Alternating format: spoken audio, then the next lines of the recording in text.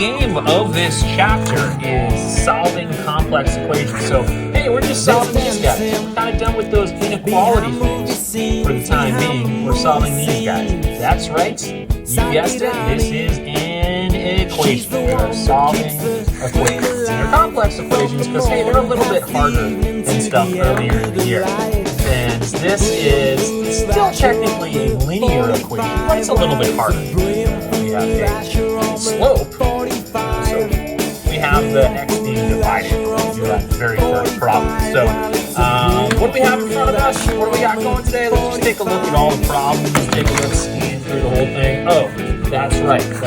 We have a fraction bar located throughout pretty much the entire classwork. Fraction bars throughout. So today we're dealing with those pesky fractions, and the name of this assignment is Fraction Buster. So let's go ahead and get into it right now. From the morning past the evening to the end of the light, brim full of Asher on the 45. Well, it's a brim full of Asher on the 45. Brim full of Asher on the 45. Okay, lesson 10.2.1. Back then you learned a powerful new method to help solve complicated equations. When writing an equation first to create a simpler equivalent equation. Today, you will continue to solve new complicated equations, and we'll focus specifically on equations with fractions. As you solve these new problems, look for ways to connect today's work with what you have learned previously. Okay, so remember, you guys have done equations already. You started doing equations at the beginning of the year, you've done equations in middle school, and now this is just slightly harder things. So you want to take those skills you have, you want to build upon them. And you've probably already done this too, right? Fraction bust. You need kind of a quick reminder on what to do to bust out fraction. You see the fraction bars throughout, and problems like these. Let's bust those fractions, meaning let's get rid of those fractions right away. First step. What would be the step? Well, that's what we get into in question 1034. Examine the equation below. It says multiply each term by 6. What happened to any fractions remain? Okay, so let's do this one here. If we multiply both sides by 6, it says each term, so we'll multiply those two terms there. We also got to multiply the right side because that's a term. For a constant is a term. And in order to keep the equation balanced, you would need to multiply both sides by the same thing. So we'll multiply both things by 6. Okay, if I distribute that in here, this is going to end up being 6x over 6. And then if I distribute this in here, this is going to be 6 times 5 over 8. And then this isn't really distribution. This is just multiplication on the right side of equals. This is going to equal 24. Okay, so what happens? The nice thing about multiplying by 6 here, I see why they're suggesting multiplying each terms by 6. And that's because the front term is being divided by 6. And those would be inverse operations.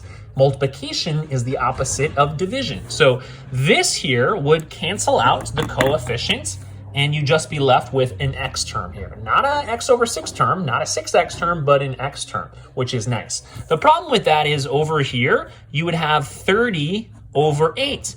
And 8 doesn't go into 30. 8 is not a factor of 30. So that means your equation still remains a little bit complicated.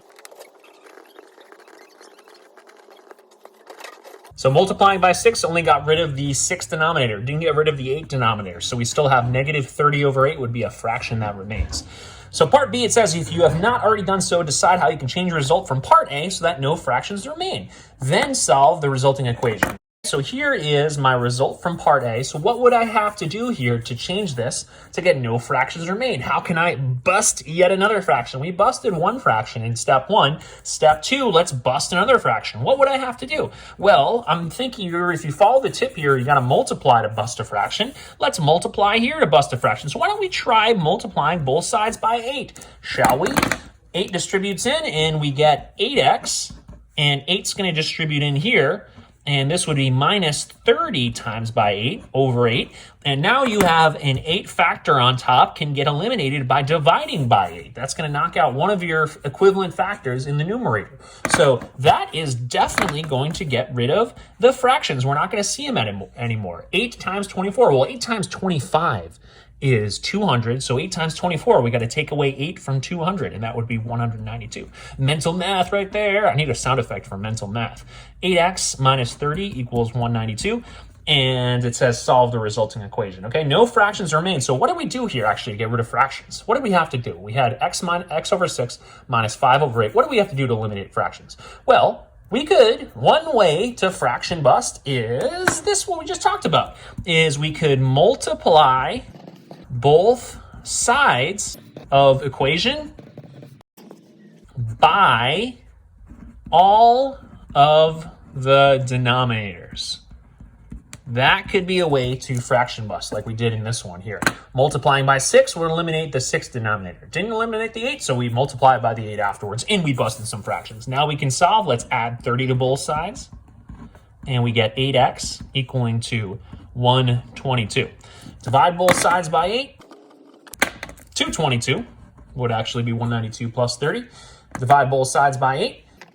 Mental math real quick. Well, 240, right? That would be 30 times 8 because 24 is 8 times 3. So 240 brings us, so 30 times 8 brings us to 240. So 8's not going to go into 222 perfectly. So now I got a question if I did something incorrectly in this problem.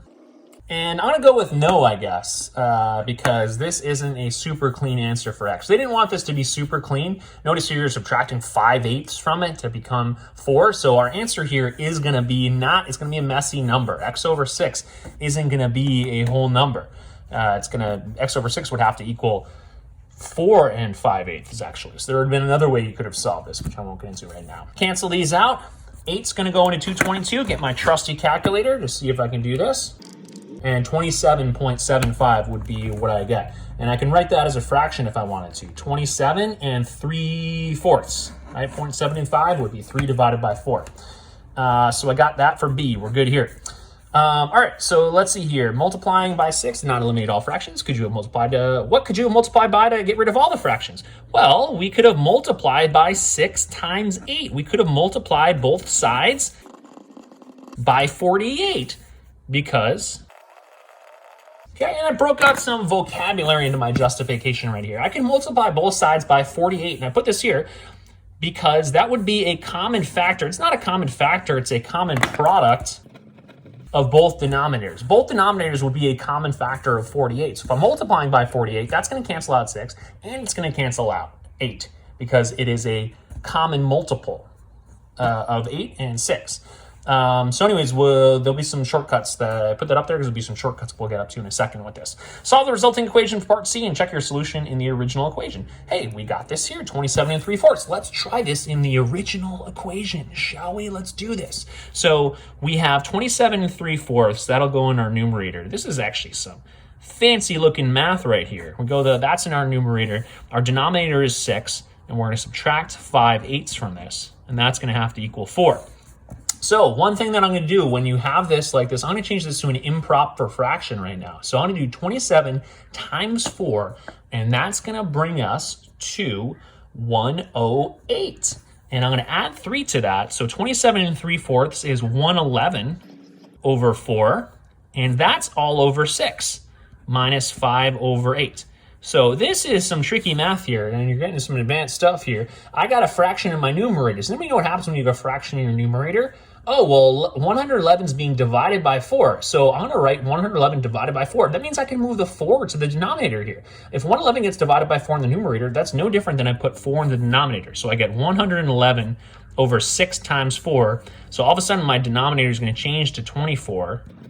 Equal to 4. So I get 111 over 24, and I'm going to change this denominator to 24. So that's going to be, I have to multiply this by 3. This equivalently would be 15 over 24 is another way I can write negative 5/8, and that's equal to 4. Let's see if this worked out. 111 minus 15 is 96, and 96 over 24 is indeed 4. 96 divided by 24. So remember, 100 divided by 25 is 4. That one's easy. So this is just 4 lower than that, and this is 1 lower than that. So indeed, 4 equals 4. We got our answer. So tricky arithmetic there, but we got to confirming our answers correctly. So pause and rewatch that if you wanted to see what I did there. You're allowed to do all that stuff. And ask questions, right? Questions are great.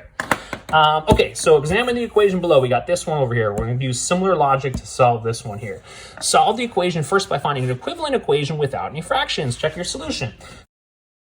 Step 1, multiply by both denominators. And this is really the only step, is we got to multiply by both denominators, and then we fraction bust. And then step 2 is really just going to be solving from there. Okay, I have a denominator of 3. I'll multiply both sides by 3.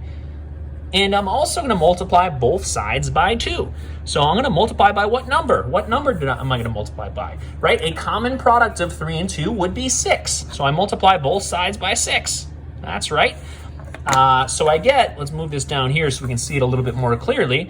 I get 6 times 5x over 3 plus, right, the 6 distributes in, plus 6 times 15 over 2 is equal to 6 times 5 is 30 over 2. This one's easy right here to simplify. 30 over 2 is 30 divided by 2, and that's 15. 6 over 3, right? 6 divided by 3 would result in a 2. So we've eliminated our denominator with this 6 factor here. We can change the 6 factor to 2, is the same thing as dividing it by 3. And we get 2 times 5, and 2 times 5x is 10x. So we've eliminated fractions there and get a nice clean number with a integer coefficient. And then here we got 6 times 5, and that's 90 over 2, right? 6 times 10 is 60, and 6 times 5 is 30. 60 plus 30 is 90, and this will be easy to simplify. 90 split 2 ways is 45. So 10x plus 45 equals 15, and we can subtract both sides by 45. So we begin our reverse PEMDAS. Remember, our reverse PEMDAS here. PEMDAS is the way that we plug in for x. We'd have to multiply by 10 first, then add the 45. So when we solve, we do the reverse. SAD MEP. Okay, this is for solving. This is for evaluating or plugging in, right? And evaluating what an expression is equal to. So solve, we're doing reverse PEMDAS, SAD MEP. So we start with the addition, and then you subtract, we get rid of the addition.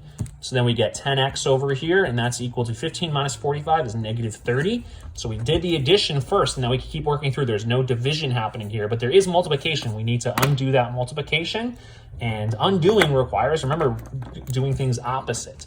So to undo that, we'll have to divide both sides by 10. Opposite of multiplication is division, and we get x equaling negative 3, and that is our solution.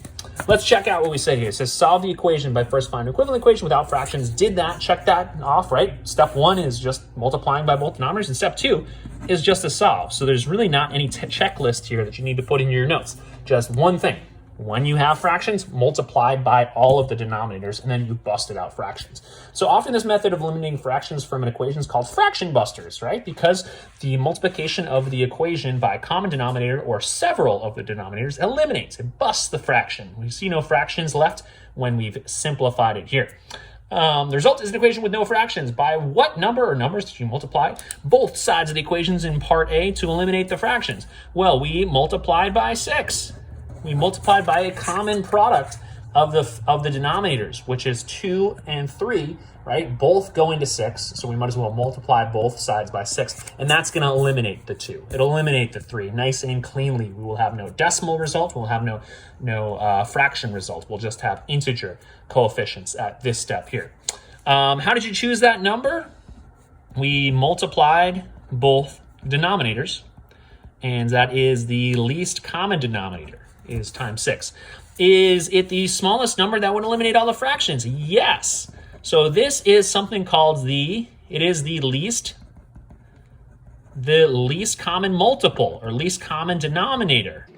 And that's important because if you want to do this as quickly as possible, you find the least common multiple of the denominator. So 2 and 3 are easy. 6 would be the least common multiple. And that, if you multiply to both sides, is the easiest way because you're dealing with the smaller numbers at that point. You eliminate the fractions really quickly, and you can start working on problems. Okay, fraction busters. Let's continue it. This one isn't super crazy. If you follow that, you're going to be fine on problems like these. It says work with your team to solve each of the equations below by first finding an equivalent equation that contains no fractions. Each problem presents new challenges and situations. Ooh, I'm excited. Be ready to justify how you solved each problem and share why you did what you did with the class. Remember to check your solutions. Okay, which ones shall we do? Which is a hard one shall we do? I'm going to have you work on all of them. Yeah, No examples. I think you got this. Ready, set, go. Get started with it, and we'll come back together in a few minutes, and we'll review together. But you got this. Booyah. Let me mute that booyah. That was unnecessary. That was really lame.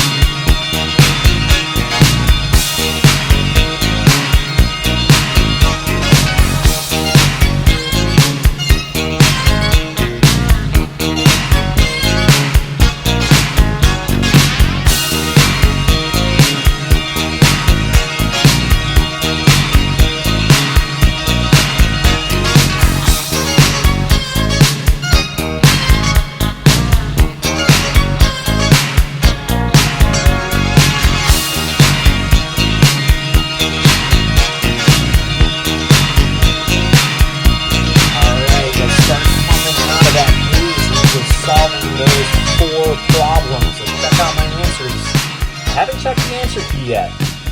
Did I get these correct?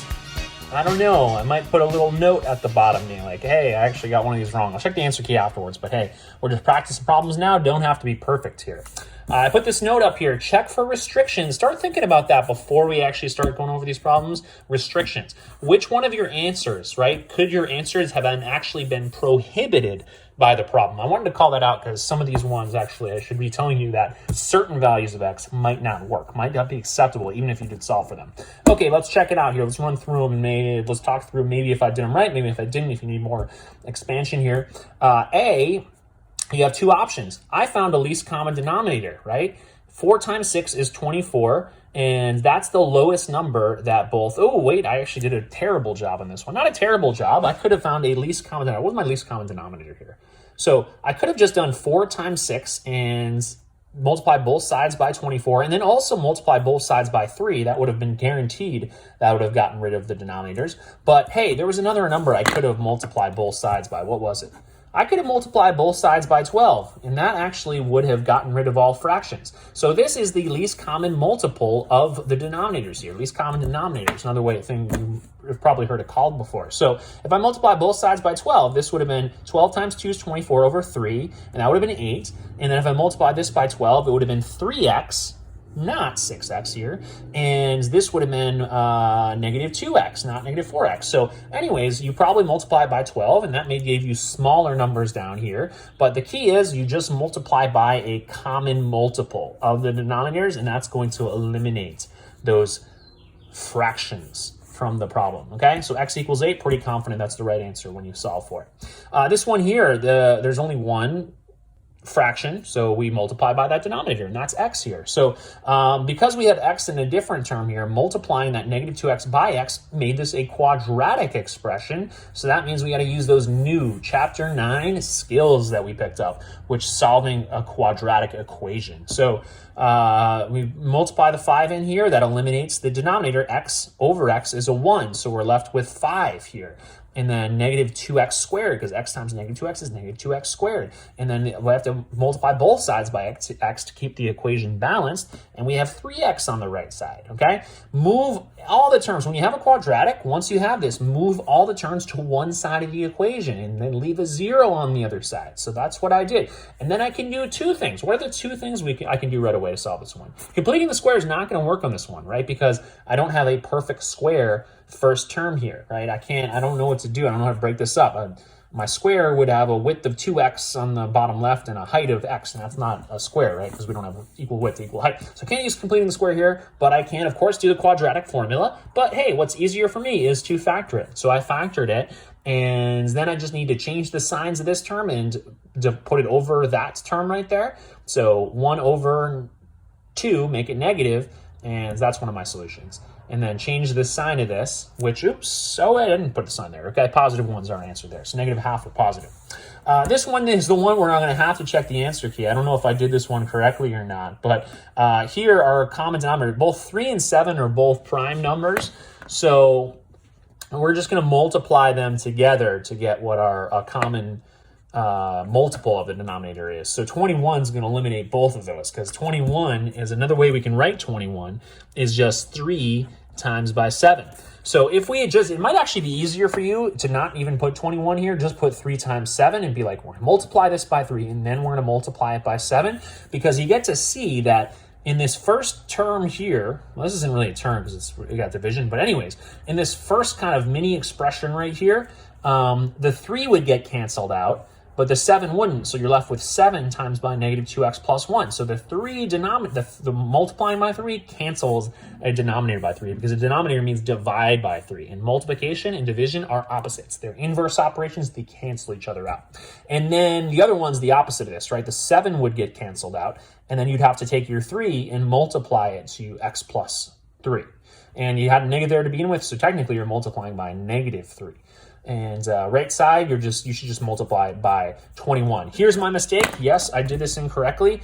I multiplied 7 by 24. No, I did this one correctly. I can do this in my head differently. I can do 8 by 21. And yes, 168 is correct, because 20 times 8 is 160. So 21 has got to be 8 more than that. So 168 is what I have here. So I think I did this one correctly. I'll check my answer key, but this is why we need to know these skills, because sometimes our answers aren't that elegant. We can't just guess and check our way there. We got to know the structure and get to our problems and finish them here. Okay, this one here, very similar to the original one, but x is the only thing in any denominator. So just multiply both sides by x, and then you cancel out this denominator here by that x, and then this x would cancel out that denominator, but then you'd have to remember that this x distributes to both of these expressions in here, and 2 times x, so x would remain in the problem here, and the denominator doesn't really change here, it's still 1.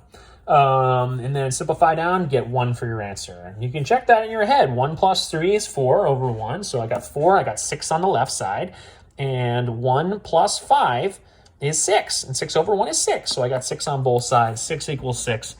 I know my answer is correct. It's easier to double check this one's correct than that one, for instance. So I'm going to look at the answer key for that, because I'm too lazy to do this here. Hey guys, we're in distance learning. Don't have to be perfect with this stuff. Hey, did you think about what I was telling you a few minutes ago? Check for restrictions. So this is one thing to consider, that if you actually came up with certain value for x, it may not have been allowed on the problem. So that's one thing you have to do when you do problems like these. Just giving you kind of a heads up on this for future classes, because this is something you have to be aware of and mindful of when you're solving more, what's the name of this chapter again? Complex equations. Yeah, let's look at these ones here. So I'm getting at B and D. These are the tricky ones here. What values, if I went through and actually solved these problems, and I got these ones all work, right? They're all allowed in this problem. What's the one value, or maybe there's more than one value. What's the value of x that actually, if I'd solved for it and said x is equal to this number, which one would you later go say, oh, that's not allowed, based on the way that the problem's written? Well, it would be if x were 0, right? Here, x cannot be 0, right? Cannot be 0 in these problems because it's in the denominator, right? In the denominator. So if I went and solved for these, and I got x equals 0, that's actually not a solution, because can you divide by 0? Are you allowed to divide 5 by 0? No, that breaks math. That breaks the system. There's no agreement in what it means to divide something by 0. When you try to divide something 0 ways, crazy things happen. It's not like dividing by 1 where you don't change anything at all, right? If you divide 5 by 1, you just have 5 left over. But dividing 0, you don't really know what happens. Something, when you're looking at those graphs, when you get to functions dividing by 0, crazy things happen. Things go in opposite directions. So what you need to do in problems like these is check original problem to make sure you don't introduce a 0 denominator. That's one thing that you're doing in advanced classes, to check for your restrictions. And a little heads up on that there. But these all work. These would all create a valid real number answer. And this isn't just going to be if you just have a simple x in the denominator. It's going to be if you have any variable in the denominator. So your denominator could be x plus 1.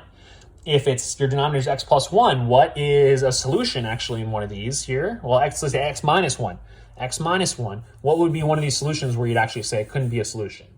Oh, x couldn't be 1 in either of these if you had a denominator of x minus 1, because that would introduce a 0 denominator. And with that, let's jump into the rest of this. All right, 1037. Now examine parts B and D of problem 1036. Before solving, could you already tell what values of x were definitely not allowed? Wow, it's as if I've taught this textbook before. I saw this and I was like, wait a second. We're not saying anything about x. We got to say something about x. Yes, just to fill in what we said a second ago. So I kind of went over this, not even realizing, or not remembering at least, that there was a question here that x can't be 0, right? We knew that x can't be 0 because that would introduce a situation where 0 would be in the denominator. And this, my friends, of course, is not allowed. We hardly even talk about that, right? You can't divide something 0 ways. So we knew before beginning the problem that x was not going to be a solution to B and not going to be a solution to D. Definitely not allowed. Let's wrap things up here, okay? Solve the equations below first by changing each equation to a simpler equivalent equation. Check your solutions. Are any values of the variable not allowed? Well, let's look at this here. Which one of these, let's answer this last question at least together, and then you'll do the rest. Are any of the values of the variable not allowed? Let's see here. Value x, all real numbers can go in for x there. Yeah, that's fine.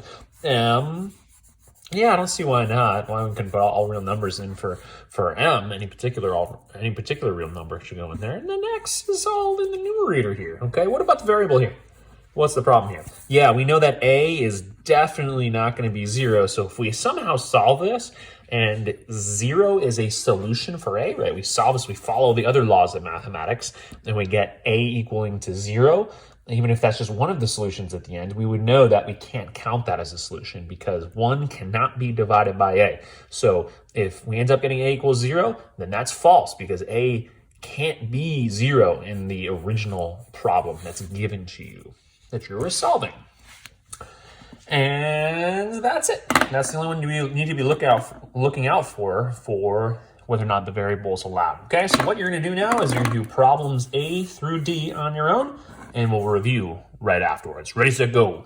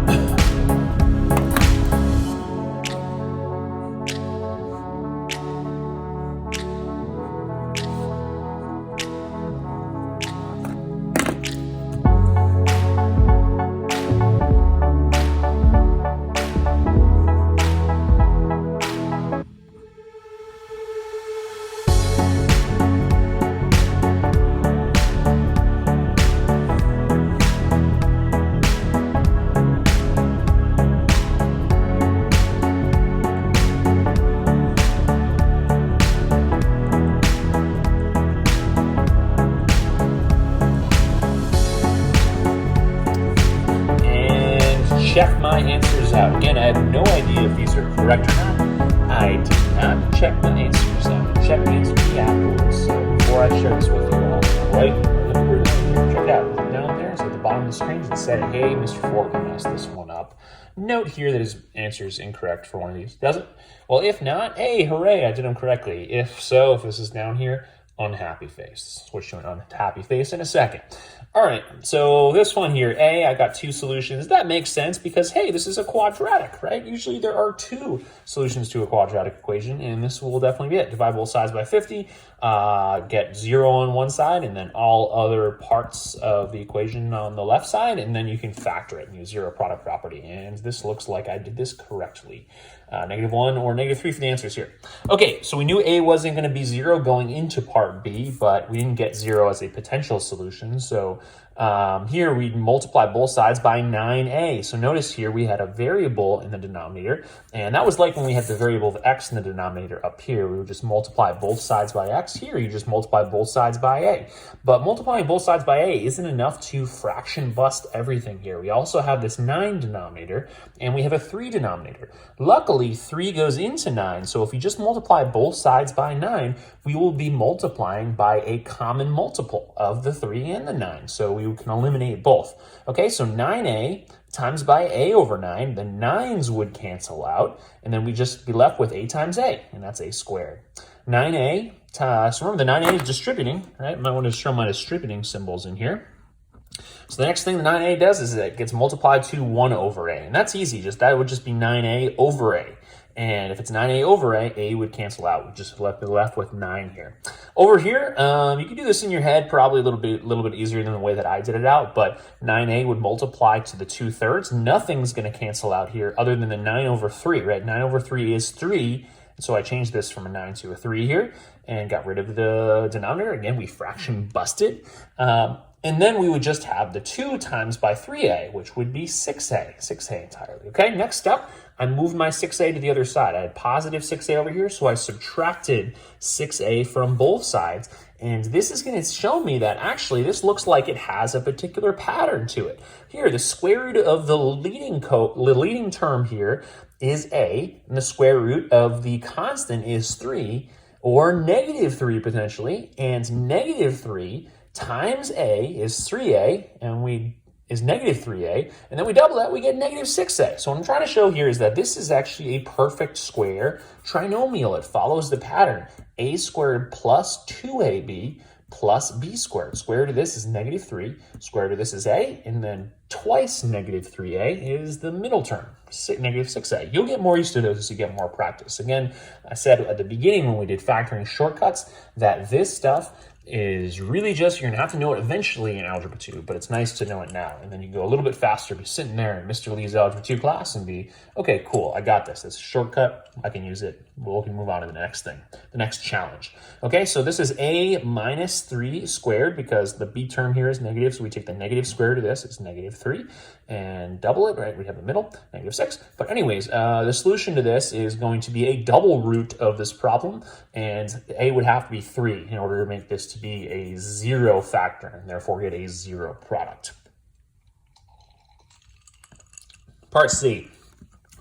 Part C here is a little bit different than what we saw on the front side where we had decimals that were 0.5, and then we could just double the left side, multiply by 2, and then multiply the right side by 2 to get rid of all fractions. Here, multiplying by 2 is not going to help us, right? 3.8 times 2 would be 7.6. We'd still have decimals. So if we just have this going on into the 10ths place, and there's not a specific pattern, like they're not all the same decimal in the 10ths place, the easiest thing to do is move it from the 10ths place to the ones digit. And the way to do that, right, if it's in the 10ths place, to move it over to the ones, is to just multiply both sides by 10, right? Change to the 10ths place, and then we'll change these to integers here by multiplying both sides by 10. Okay, so just shift everything over 1 digit, and you should get this here. Right, you should get this here. We've kind of fraction busted with this one, but we've decimal busted, I guess would be a better way of putting it, because this is presented to us as decimals. 12m minus 2 equals 38 plus 10m. So again, I want to collect my variables to this side. If I have more variables over here, I can subtract the variables I have over here, and then I end up with a positive amount of variables here. So move my m's to the left, move my numbers to the right, my constants to the right. Add 2 to both sides, and we get 2m equaling 40. Divide both sides by 2, m equals 20. You get it? All right, excellent, good. You rock, you're the best. And then finally we have d. D here, I multiply both sides by 12, but remember what you could have done is just multiplied by 4 and multiplied by 3. That's the same thing as multiplying by 12. If you multiply by 4 and multiply by 3, that's going to get rid of the 2 here because 2 goes into 4 2 times, right? 2 times. So anyway, I originally showed the 12. 12 is the least common multiple of 2, 3, and 4, right? You can kind of go through them. You can basically start with the largest one. This might be a trick that you go through in your head here. I'm going to talk about it once, and I'm not going to have time to say it a whole bunch of times, so try to pick up on this. But go to the largest number out of all of them, and then look to the smaller ones. Do 2 and 3 go into 4? No, they don't. So then let's go to the next potential common multiple. And for that, you need to go to the biggest term and double it, right? And double it. So 4 goes into 4 once, but 3 doesn't go into 4. 2 goes into 4, which is nice, but 3 doesn't. So then let's try something else 4 goes into. 4 goes into 8, right? So you use the biggest one to increase each time, and we have 8, and 2 goes into 8, which is nice, but 3 also doesn't go into 8. Okay, so let's keep going. Let's keep going up. 12. 12 is the next one. We go 4 plus 4 is 8 plus 4 is 12. Does 3 go into 12? Yeah, 3 goes into 12, and 2 is definitely going to go into 12 because 12 is an even number as well. Any multiple of 4, 2 is going to go into it. But 3 happens to go into 12. So multiplying by 12, right? 12 over 4 would be 3, so then you just have to multiply this 3x by what would remain after doing 12 over 4, which is 3. Same thing here. 12 over 3 is 4, so then you multiply that 4 to the x, you get 4x here. 12 times by negative a half, right? That's just negative half of 12, so that would be negative 6. 6 is half of 12, right? And then this is all equal to 12 times 0. And hey, how about this? I got a mistake. I had felt weird about this 18 over 13 number. Look at what did Mr. Fortin do?